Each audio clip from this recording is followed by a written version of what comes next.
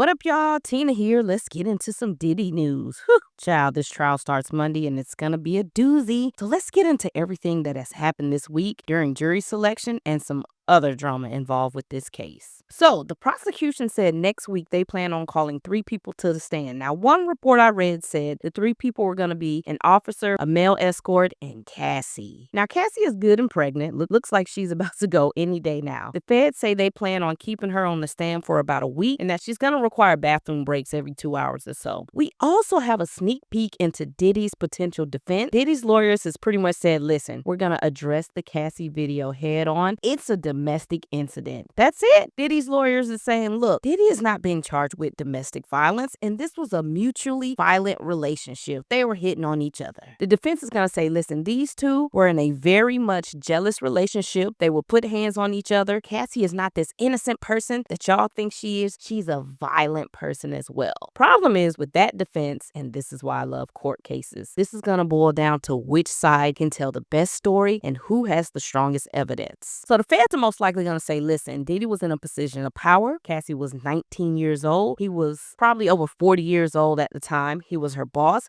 He was a powerful man in the entertainment business. He was abusive. He controlled every aspect of her life because he was her boss, and that bled over into their relationship. There was no mutual abuse in this relationship. There was one person who had all the power, inflicted the violence and control on their employee, and one day she got fed up and started hitting him back. That's most likely what the feds are going to say. And they're going to put people on the stand to corroborate what they're saying, like her friends, like employees who may have witnessed this abuse. Now, Diddy's team is going to say, listen, she was a young artist who wanted to please the boss. She wanted to advance her career. She wanted Chanel. She wanted Gucci. She wanted Bentleys. So yeah, she was down to do whatever Diddy wanted to do because they were in a relationship that benefited both parties. She was not forced to stay. And after she settled into this relationship, her anger started to flare up. Her jealousy started to rear its ugly head. She started attacking him, snatching his phone, threatening maybe his other women. This was a toxic relationship from 2 people who love one another, and sometimes they engaged in swingers activities. He didn't make her do anything. She loved the lifestyle. He took care of her. He sent her family on these lavish trips. You're going to have some people sitting in that jury saying,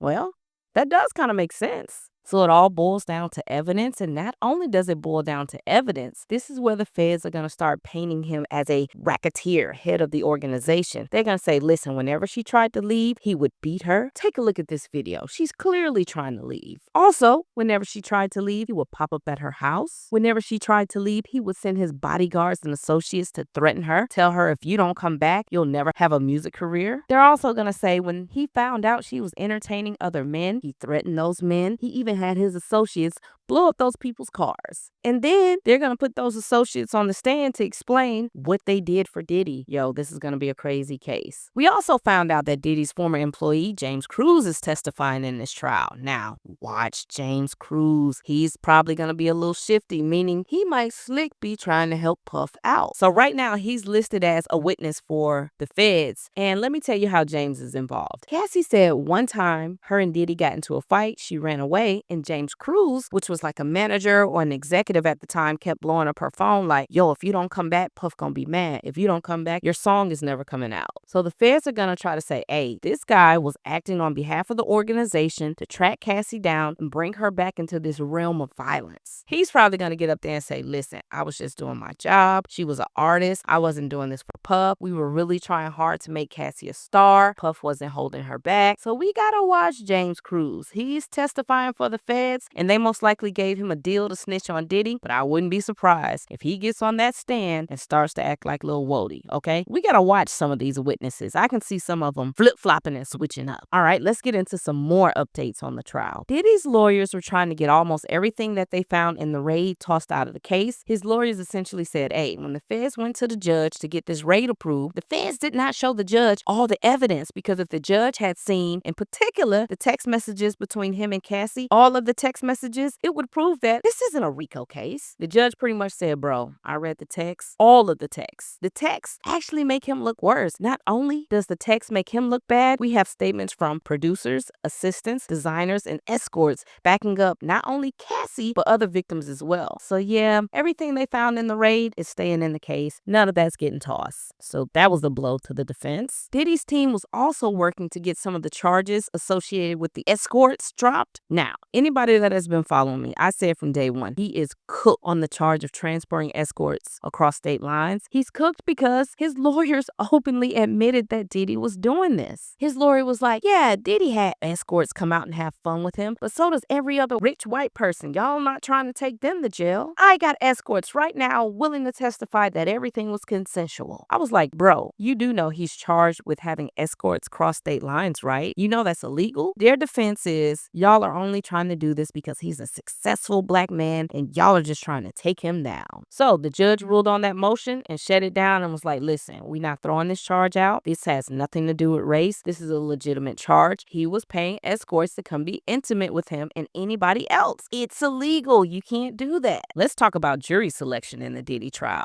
Okay, first off, we still don't have a jury. They have cut the jurors down from 600 people to like 45, and on Friday they were supposed to get 45 down to 12, but the judge decided, hey y'all, let's just wait and dwindle this jury down on Monday, because they were scared if they picked a jury on Friday that somebody may go home this weekend, get cold feet, and not show up on Monday. So the game plan is on Monday, let's dwindle the jury down. Both sides get to decide which juries they want to cut out, so each side can start cutting a specific amount of people. The other news we found out in this Diddy case is we may know who witness 3 is, and she's still missing. We also found out that the feds are trying to add in a 5th victim. Originally, there was only 4 people. Now they said they may be introducing a 5th person. But yo, let's take a look at the clip from my other video discussing information on victim 3. What up, y'all? So as the Diddy trial proceeds, we have now found out some additional information about victim 3. So if y'all don't know, Diddy's trial actually starts on Monday, and right now he has anywhere between 1 to 5 victims that may be testifying against him. But late last week, the feds reported that victim 3 is missing. Hey, make sure you subscribe to my page. I'm trying to grow over here. They don't know where she at. She ain't picking up the phone calls. They can't find her. Now, from the start of this case, we started to hear a lot of details about who these potential victims could be, and it wasn't coming from the feds. It was Diddy's lawyers. Diddy's lawyers were dropping little breadcrumbs here and there that was telling us who these victims were. So I remember like way back in December, Diddy was trying to get bail, and his lawyers was like, listen, this is not a RICO case. All these victims, they're all Diddy's ex-girlfriends. So I said, all of his ex-girlfriends. Well, that's gonna dwindle this list down because most of us know who Diddy's ex-girlfriends are.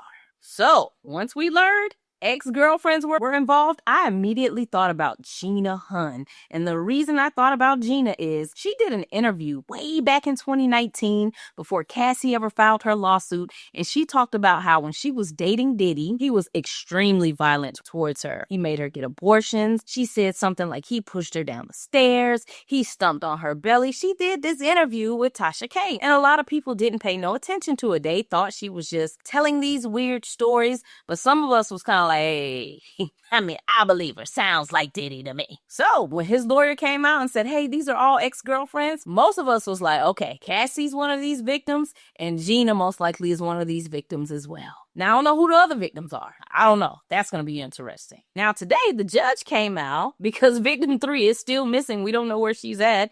And he ruled on some motions that Diddy's lawyers had put into place. And as he's ruling on these motions, he's non-purposely telling us more information about victim 3. And we've put 2 and 2 together and pretty much have confirmed, yeah, victim 3 is Gina. In one of his rulings, the judge said victim 3 was someone who had already done a public interview. So, which one of Diddy's ex-girlfriends has done a public interview? Gina. She sat down with Tasha K and talked about how Diddy was extremely violent to her. Now, what's even crazier about Gina potentially being victim 3 is about 3 weeks ago, there was a motion that said all of the victims in the case would be referred to as Jane Doe. They didn't have to use their real names. They could be completely anonymous. Cassie was like, yo, I don't want to be no Jane Doe. I want to use my name. So everybody was cool. Then About a week or so ago, victim 3 was like, don't call me Jane Doe. I'm cool with moving forward and using my real name. So about 2 weeks ago, she was completely in on this case. And not only was she in, she was going to go by her real name because there was something in the paperwork that said,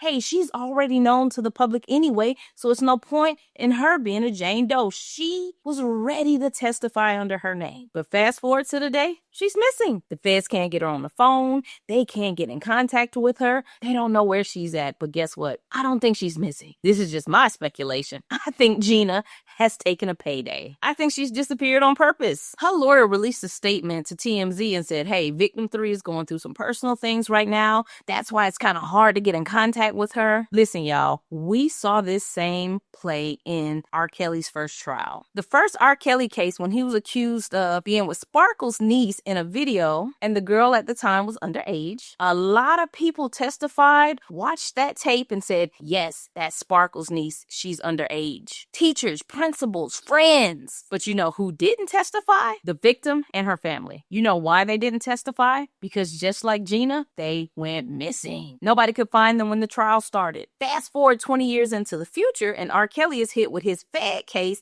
and we find out in that case that those people didn't go missing like out of the blue. We found out that R. Kelly had paid for them to go stay in the Bahamas for the whole duration of the trial, and when he was found not guilty, they came back, and he even gave her family members jobs. Crazy. And this is what everybody was afraid of. This is why people did not want Diddy to have bail, because people felt like if you let this man get out, he's going to start influencing victims and witnesses. He's going to start paying people off. He may start threatening people. This is what we knew what was going to happen, because it was rumored he did this same thing during the Shine trial. There was rumors sprinkled all through New York City that Diddy was offering witnesses $10,000, $20,000 to not testify against him, or for them to change their story. So Gina is most likely sitting on a beach in Montego Bay, sipping on a pina colada for the next 2 to 3 months. And if I was the feds, I'd leave her be. I wouldn't try to find her. She has 100% been completely compromised. Don't try to make her testify, because she will blow this case all the way up. We saw it. We've seen it already. We saw this in the Meg versus Tory case. When Kelsey got on the stand, she got up there, she got amnesia, she couldn't remember anything. But prior, she sat down with the police and told the police everything that happened. But when they put her on the stand and made her testify, she all of a sudden got amnesia. She was compromised. Some people think Tory Lanez paid her off. So yeah, man, do y'all think that victim 3 is now officially Gina? Leave your comments below, and make sure y'all follow me for all y'all Diddy news. I'm gonna be reporting on this case nonstop. Thanks for hanging out with me. Peace.